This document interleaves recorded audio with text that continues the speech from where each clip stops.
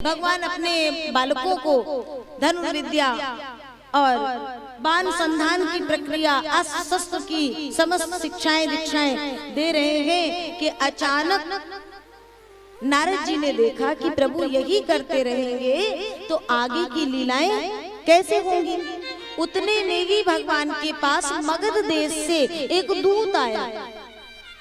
मगध सम्राट ने कुछ राजाओं को अपने यहाँ बंदी बना करके रखा है, तो वो मगध देश से दूत उन राजाओं की ओर से रक्षा की गुहार लेकर के आया है। और उधर से नारद जी आए हैं और कहते हैं सरकार ठीक है आप शिक्षा दीक्षा दे रहे हो, लेकिन आपको पता है कि आपके प्रिय पांडवों ने एक नई राजधानी का निर्माण किया है, नाम है इंद्रप्रस्थ।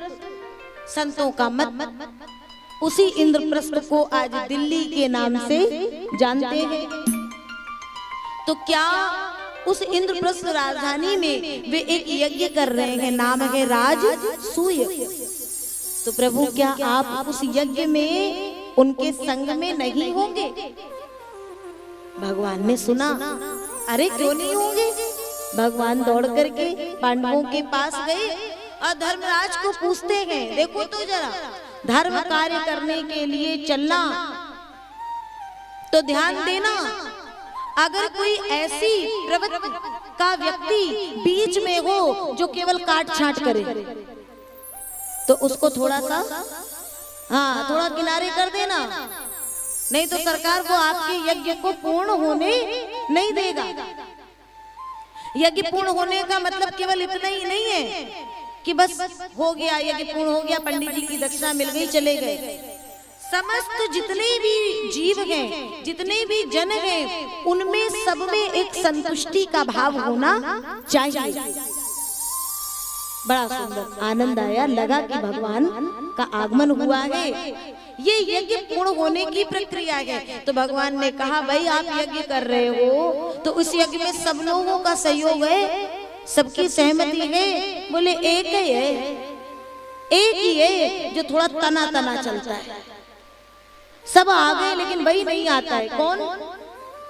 मगध सम्राट जरासंध। तो भैया प्रणाम करते हुए सबको संग में ले लिया करो, सबको जब यज्ञ कराया करो।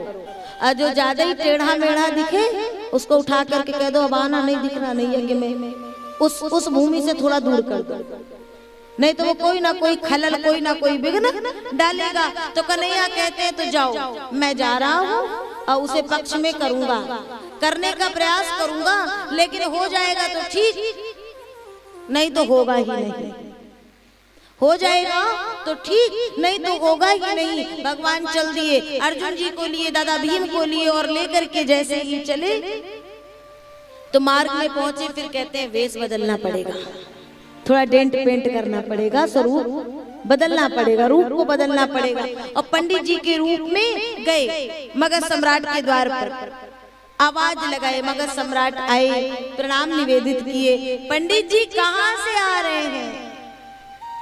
पंडित जी कहते बड़ी दूर भजन कर रहे थे, सुना मगध में कोई विप्रो ब्राह्मणों को बहुत दान दक्षिणा इत्यादि करने वाला, बहुत सम्मान करने वाला है। मन में इच्छा हुई हम भी दर्शन कराएं। बोले बस सरकार, मैं जरासंध ये जो जहां पे भी हूं ना, ये आप जैसे ही कुछ पंडित जी लोगों की कृपा से हूं। भगवान कन्हैया अधिकतर मौन है, मौन, ज्यादा बोल नहीं रहे। भगवान ने कहा हाँ सही सही सही, आपने वो द्वारिकाधीश वो कृष्ण का नाम तो सुना ही होगा। तो बगल में अर्जुन जी है, हाँ हाँ सुना है सुना है। उसने मुझे 17 बार हराया, 17 बार, लेकिन 18वीं बार बस आप जैसे कुछ पंडित जी लोग बैठे और ऐसा मंत्र पढ़े। अर्जुन जी ने कहा सुना सुना। बोले बस सरकार, तब से मैं पंडित जी लोगों को बहुत मानता हूँ, मैं आपकी क्या सेवा कर सकता हूँ? पंडित जी ने कहा नहीं नहीं, आपके दर्शन की इच्छा थी, बस अब जाते हैं। बोले नहीं, मेरे द्वार से कोई पंडित जी खाली हाथ जाए ऐसा तो होने वाला नहीं है, कुछ तो आपको लेना ही पड़ेगा। भगवान ने कहा देखो हमें ज्यादा कोई आवश्यकता नहीं है, हो गया भेंट मुलाकात हो गई, अब चलते हैं। नहीं पंडित जी मांगना तो पड़ेगा ही, जो कुछ कहोगे वो सर्वस्व का दान देंगे। ठीक, तो हाथ में जल लिए, संकल्प करा दिए और संकल्प में बुलवा दिए। संकल्प जैसे ही हुआ कि जो भी हम मांगेंगे, जो कुछ भी हम मांगेंगे वो आप हमें देंगे। जरासंध को लगा पंडित जी हैं, क्या मांगेंगे, थोड़ी दक्षिणा बढ़ाएंगे और क्या ही करेंगे, संकल्प कर लिए। और जैसे ही संकल्प हो गया तो भगवान से कहा, बोले मांगो पंडित जी। भगवान ने कहा युद्धं नो देहि राजेंद्र द्वंद्व सो यदि मन्यसे, अगर देना चाहते हो तो राजन हम तीनों में से किसी एक से आपको युद्ध करना होगा। बोले पंडित जी होके युद्ध की बात करो। बोले देखो अब संकल्प हो गया, अब आपको देना पड़ेगा। बोले पंडित जी जरा फिर से बोलियो तो, आपकी आवाज कुछ कुछ जानी पहचानी लग रही है। दादा भीम कहते हैं कुछ पहले जान लेता पहचान लेता तो बच जाता। भगवान ने कहा याद कर 17 के बार का वो युद्ध और तुम्हारा पुराना बैरी पुराना शत्रु। और इतना कह के भगवान अपने रूप में आ गए। और जो अपने रूप में आए तो जरासंध ने कहा वारे छलिया, हर रूप रख करके छलते हो। पंडित जी बचे थे, इनके भी रूप में आ गए। अब तो संकल्प हो गया है, तो क्या कहता है देखिए जरा।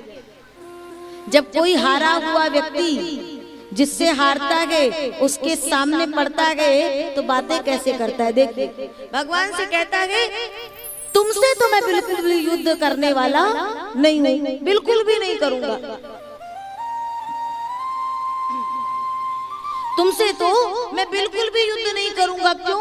अर्जुन जी ने पूछा क्यों? बोले ये युद्ध के मैदान को छोड़ करके, डर करके, भय खा करके भाग गया था। ऐसे से मैं जरासंध बलशाली हूँ, शक्तिशाली हूँ, ऐसे भय खाने से मैं युद्ध करने वाला नहीं हूँ। तो कन्हैया कहते हैं अर्जुन जी के बारे में क्या विचार है, आगे करे क्या? तो कहते जरासंध ने दिमाग लगाया तुरंत। बोले जिसे महाभारत के युद्ध में कोई हरा नहीं पाया, किसके कारण? कृष्ण के एक छत्र वरदहस्त के कारण मैं फिर फंस जाऊंगा, पुराने जिते जिताए पर पानी फिर जाएगा। बोले नहीं नहीं, अर्जुनो ना भवेद योद्धा, अर्जुनो ना भवेद योद्धा, अर्जुन भी मेरे समान कोई योद्धा नहीं है। कन्हैया ने कहा दादा भीम के लिए क्या विचार है? बोले बस यही है कुछ मेरे बराबर के। तो दादा भीम आगे जहाँ खड़े थे वहां से 10-10 कदम कन्हैया और अर्जुन पीछे हो गए। बोले जाइए दादाजी युद्ध प्रारंभ करिए, युद्ध प्रारंभ करिए और हम दर्शन करते हैं। दर्शन दीर्घा में बैठ करके हम देखते हैं अब दादा भीम का मुखमंडल फूल के गुफा सा हो रहा है। कन्हैया ने कहा अर्जुन अर्जुन जरा देख देख, दादा भीम के मुख की ओर तो देख, फूले नहीं समा रहे। क्यों? कन्हैया मेरे आगे कुछ नहीं है, अर्जुन भी मेरे सामने कोई योद्धा नहीं है। आहा मैं इन दोनों से बढ़ के हूँ। कन्हैया ने कहा जाओ और समाज में जो शक्तिशाली बलशाली जन है, किसी भी बात में ये कथा क्या बता रही है? जो कोई कभी ऐसे कोई बावला ज्ञानी के आगे कोई मूर्ख बहुत ज्यादा बकबक करे तो क्या करना चाहिए? ज्ञानी को मौन हो जाना चाहिए। शक्तिशाली बलशाली के आगे कोई शेख चिल्ली जैसा है, अरे मैं ये कर सकता हूँ, मैं वो कर सकता हूँ, तो बलशाली को कह रहा है सरकार बिल्कुल कर सकते, जाओ प्रभु मौन हो जाओ। ज्यादा वहां पे वार्तालाप को बढ़ाने की आवश्यकता नहीं है। समय आएगा अपने आप उसको उसके शब्दों का उसके वचनों का उत्तर मिल जाएगा। कन्हैया आराम से बैठे हैं। युद्ध हुआ, युद्ध एक दो दिन नहीं, कईयों दिन युद्ध चला और युद्ध में रक्त उड़ेलते हुए गिरते पड़ते इधर उधर से दादा भीम आई और कहते कन्हैया कन्हैया, अब मुझे पता चला तुम्हारी चतुराई। तुम मुझे मेरा यहाँ प्राणांत कराने के लिए लाए हो। अब मुझे पता चला ये पुरुष है, ये मनुष्य है कि पहाड़। कन्हैया ने कहा देखो दादाजी, ऐसा है, इसने आपका नाम लिया है और आप ही शक्तिशाली हैं, इसलिए क्षमा करें, हम लोग ऐसे ही निर्बल जनक पीछे बैठे आराम से। दादा भीम ने कहा ऐसा है, ये धरा है तुम्हारा युद्ध, ये धरा है तुम्हारा युद्ध और मैं चला, मुझे इतनी जल्दी प्राणांत नहीं करना है। तो कन्हैया ने कहा अरे दादाजी, आप रुष्ट क्यों होते हैं, जाइए जाकर के युद्ध प्रारंभ करिए और मैं जो इशारा दे रहा हूँ वैसे ही करिए, 2 पल में 2 क्षण में इसके प्राण पखेरु उड़ जाएंगे। भगवान ने क्या किया, एक तिनका लिया, तिनकों को बीच से चीरा, हाँ, अलग अलग दिशाओं में फेंक दिया। दादा भीम गए और कन्हैया का इशारा पाते ही जरासंध जैसी 1000 प्रवृत्तियां भी आ जाएं, उन्हें भी उनका संहार करने में 2 पल भी लगता नहीं है। और तुरंत जाकर के उस जरासंध का उद्धार किया गया भगवान के इशारे की कृपा से और फिर लौट करके आए हैं।